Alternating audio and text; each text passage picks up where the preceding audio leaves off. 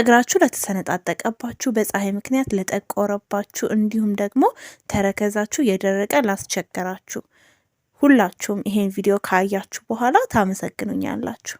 አጭር ቀሚስ ማድረግ እንዲሁም ደግሞ ክፍት ጫማ ስታረጉ እግራችሁ እየደበራችሁ ከሆነ ከዚህ ቪዲዮ በኋላ መፍትሄውን ታገኙታላችሁ።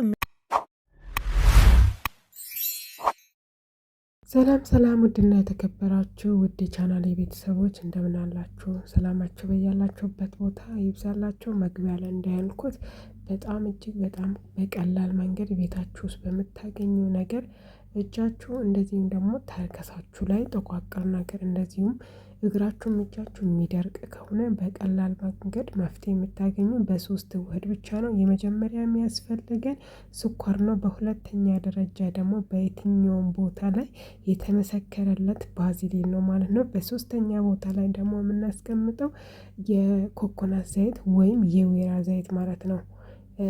አብዛኛው ጊዜ በሰላጣዎች ላይ የምንጠቀማቸው ማለት ነው።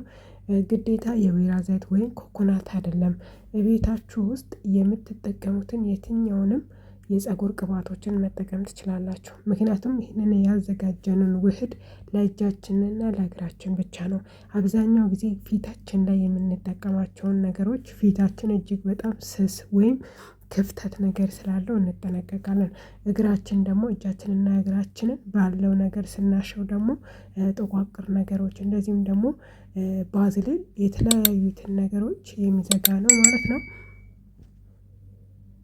እንግዲህ ውህዳችንን አዘጋጅተናል። አሁን እግሬን ነው ማሻው። ያው እናንተ የመጀመሪያ ጊዜ ስትቀቡ እግራችሁ ደረቅ ወይም የተሰነጣጠቀ ሊሆን ይችላል። እናንተ ደግሞ እግራችሁ ምናልባት ከዚህ በፊት በተለያዩ መንገዶች በእግራችሁ ተጉዛችሁ ወይም በፀሐይ ምክንያት በንግድ ዓላማ ላይ ሆናችሁ በተለያዩ መንገድ እግራችሁ በጣም ከሚባል በላይ ደረቅ ከሆነ እስከ 10 ደቂቃ ወይም እስከ 5 ደቂቃ ድረስ ማሳጅ ታረጉትና ወደ አሁኑ አትታጠቡ።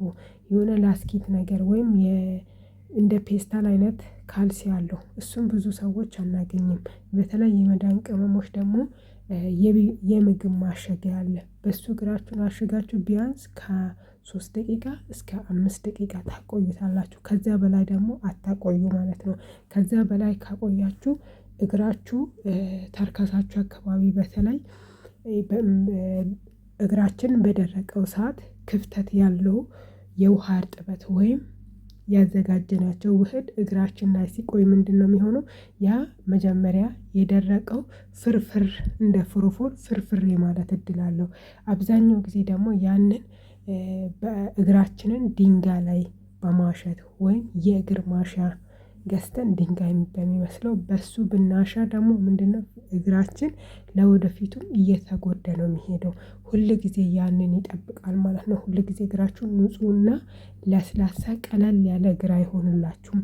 ሁል ጊዜ ባሻችሁት ነገር እንደምታሹ በየጊዜው ፍንክት ብሎ እንደዚህ በቃ እንደ እንትን ተሰነጣጥቆ በውሃ በታጠባችሁ ቁጥር ሁሉ ያ ቦታ ትንሽ ይዘጋና ወይም እንደዚህ አይነት ማሳጆች ወይም እንደዚህ አይነት ትሪትመንቶች ቤታችሁ ውስጥ ተዘጋጃችሁ በተጠቀማችሁ ቁጥር ያንን ነገር እግራችሁን እንደምታሹ ይጠብቃል ማለት ነው። አብዛኛው ጊዜ እንደዚህ አይነት ነገር አታስለምዱ፣ ግን አልፎ አልፎ ብታረጉ ይመከራል።